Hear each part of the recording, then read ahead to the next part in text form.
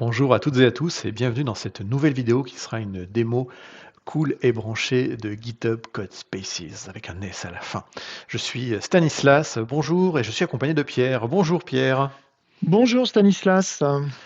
Eh bien, avant de commencer la démonstration, juste un petit point sur qu'est-ce que c'est que Codespaces, et je vais faire l'explication simple et tu vas faire l'explication détaillée. Codespaces est un environnement de développement intégré qui est fourni par GitHub sous une forme particulière que Pierre va nous documenter. Et l'idée, effectivement, c'est de mettre à disposition un environnement complet, prêt à l'emploi pour les développeurs. C'est un point important pour les développeurs. Ok, merci Stan. Donc avant de rentrer plus dans les détails, juste ici, je suis dans mon compte GitHub, un compte gratuit, et normalement, on devrait pouvoir voir ça ici. Voilà, donc là, je suis bien donc, sur un compte gratuit. Alors, CodeSpaces, si on va voir un petit peu dans les détails, si je retourne ici, et puis je vais dans l'overview. Là, on commence déjà à voir Des beaux dessins. Et je vous le mettrai schéma. le lien de la Oui, documentation dans la description de la vidéo. voilà, donc comme disait Stanislas, donc ici on est donc c'est un environnement qui est disponible pour les développeurs. Comme on peut le voir ici, il s'exécute dans un conteneur. On est dans de la technologie dev container. Cette machine ici qui s'exécute, vous l'aurez bien deviné, elle s'exécute dans nos data centers Azure. Et puis ensuite, pour venir chercher cet environnement pour nos développeurs, on va venir soit le chercher avec un Visual Studio Code que j'ai installé sur ma machine. Et dans ces cas-là, il me faudrait les extensions Codespaces. C'est une possibilité. Ou alors, vous allez venir le consommer avec un Visual Studio, on va dire, online, et puis qui sera connecté à votre Codespaces ici. D'accord? Et Directement puis, dans un navigateur. Directement dans un navigateur. directement dans un navigateur coulé branché. Et puis ici, d'autres IDE sont supportés pour venir consommer ce Codespaces. Petit point de précision, ici on a une machine, donc vous ne verrez pas la machine virtuelle, vous ne verrez pas Azure quand vous allez faire du Codespaces, c'est juste on vous donne l'explication de où est-ce que ça tourne.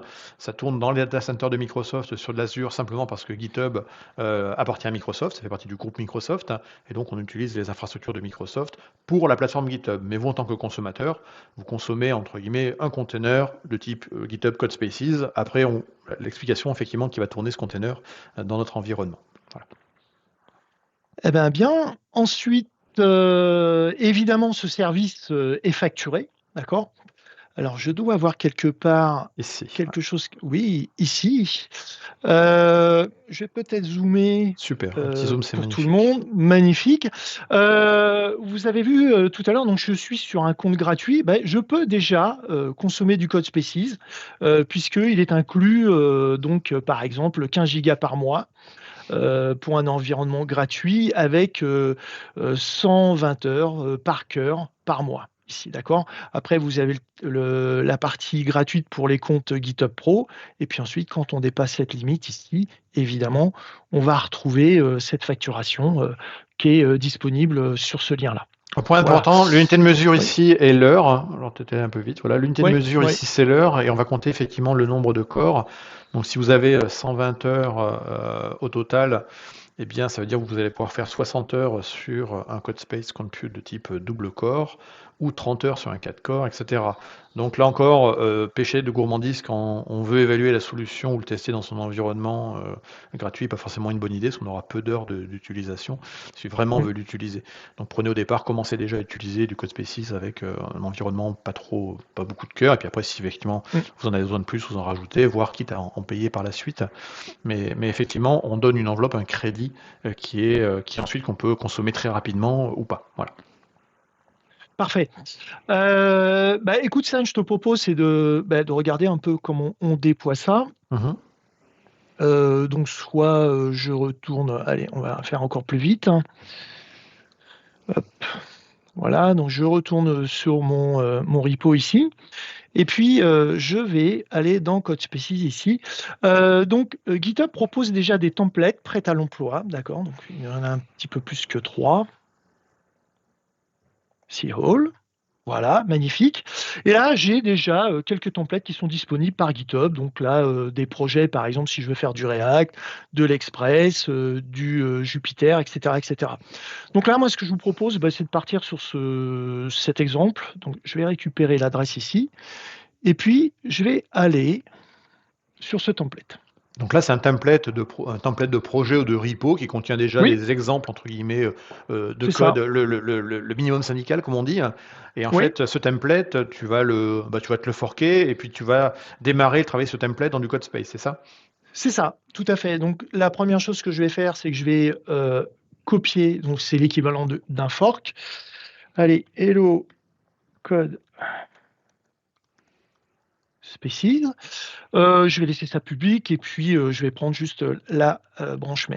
Hop, allez, on récupère ça.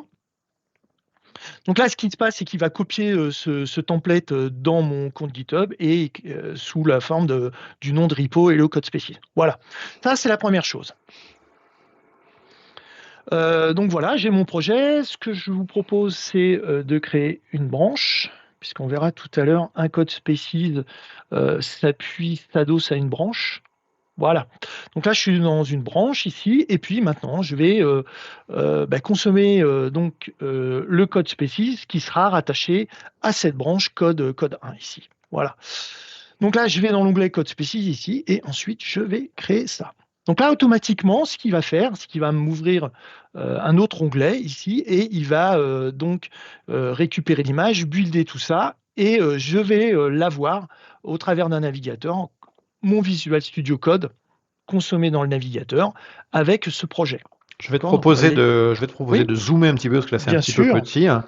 Et donc Voilà. effectivement ceux qui connaissent Visual Studio Code retrouvent l'interface, hein. C'est juste qu'il est là embarqué dans un Hmm. navigateur. Et la partie spécifique, effectivement, c'est que là on voit notamment la fenêtre terminal qui est en train de se charger en bas. Donc on a un terminal, on en a même plusieurs, tu vas nous les montrer, Deux. tu Ouais. penseras à décaler légèrement d'ailleurs Ouais. Ouais. notre image. Mais globalement, effectivement, on est connecté à une unité de compute qui est ce fameux container dans la plateforme GitHub. Et donc on travaille dans un environnement complet avec donc du coup un shell, etc. Voilà. Pour revenir un petit peu sur la techno Dev Container, ici vous avez effectivement le paramétrage de ce conteneur. D'accord. Hop, hop, hop. Voilà. Donc on voit le paramétrage de ce conteneur, donc, qui est le devcontainer.json, et on s'appuie sur une image de Microsoft. Alors l'image ici, c'est une image universelle, d'accord, qui contient déjà pas mal de langages déjà de préinstallés, d'accord. Pas mal de Donc c'est langages, là. c'est pas mal de binaires et d'outils qui sont associés au langage, c'est ça? C'est ça, c'est tout à fait ça. Donc on va retrouver du Node, il y a du Python, il y a du .NET, il y a du Ruby, il y a du Go, etc., etc. Mais par contre, on reste orienté plutôt application, d'accord? Il n'y a pas de sujet infra as code dans ce conteneur. Donc on va pas retrouver du Terraform, on va pas retrouver de la Zcli, on va pas retrouver, il me semble pas qu'il y ait du PowerShell. Mais par contre, rien ne vous empêche de l'installer. Vous pouvez tout à fait l'installer, Donc du d'accord? coup, par le terminal, là, tu peux aller nous montrer ce qu'il y a à l'intérieur, vérifier qu'il y a du NPM, du .NET, Ouais, bien sûr, bien sûr. Donc là ici, donc j'ai deux terminals de préconfigurés.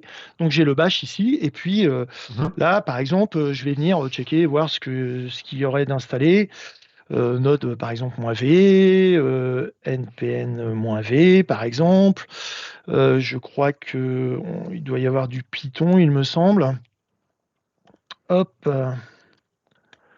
Voilà, il y a du .NET. Go, tu m'as dit Donc également. là, Ouais. ouais, il doit y avoir du Go. Attends, on va regarder la partie .NET.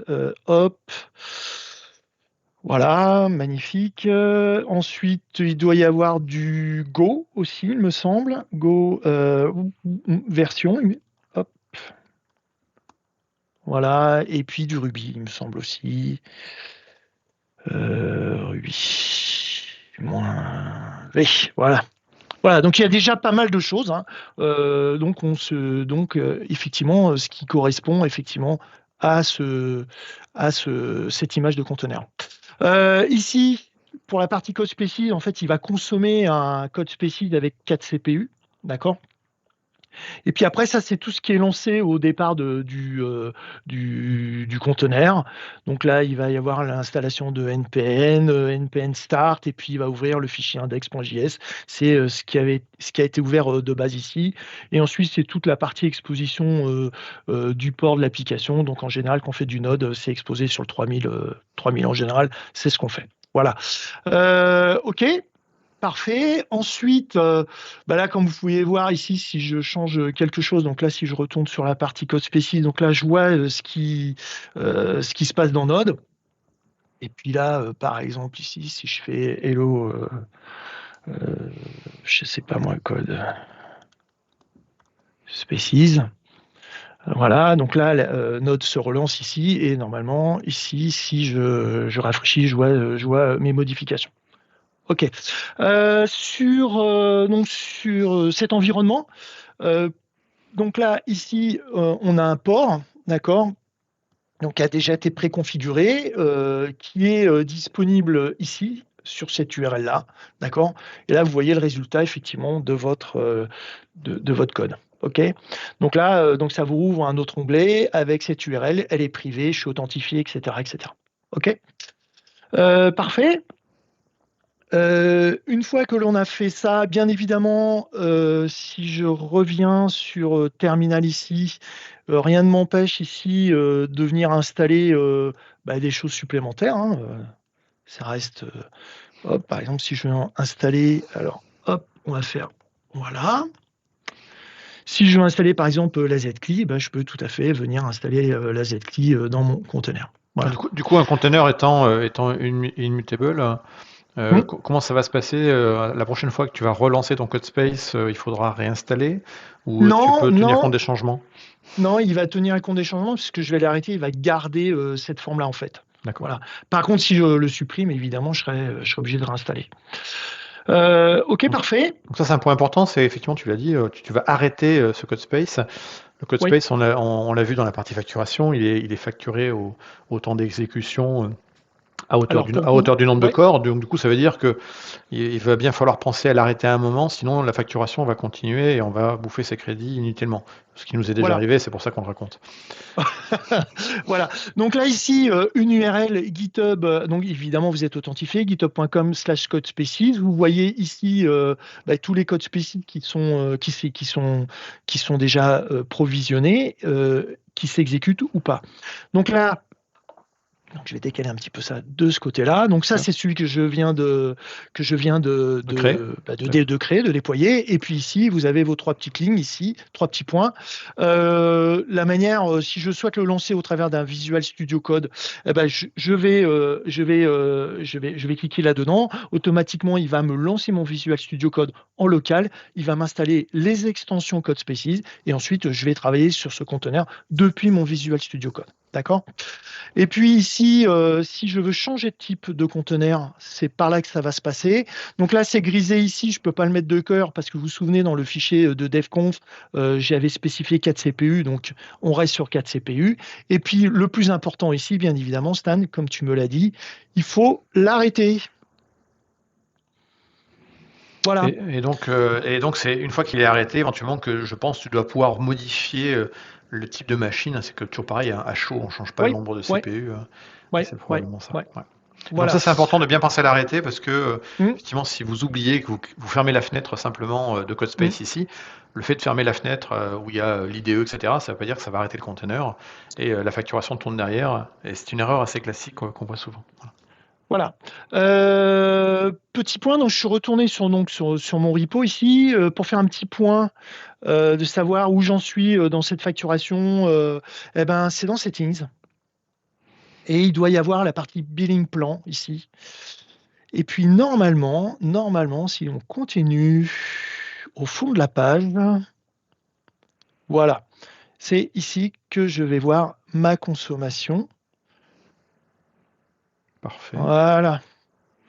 Donc la partie code species, donc la partie compute et la partie stockage.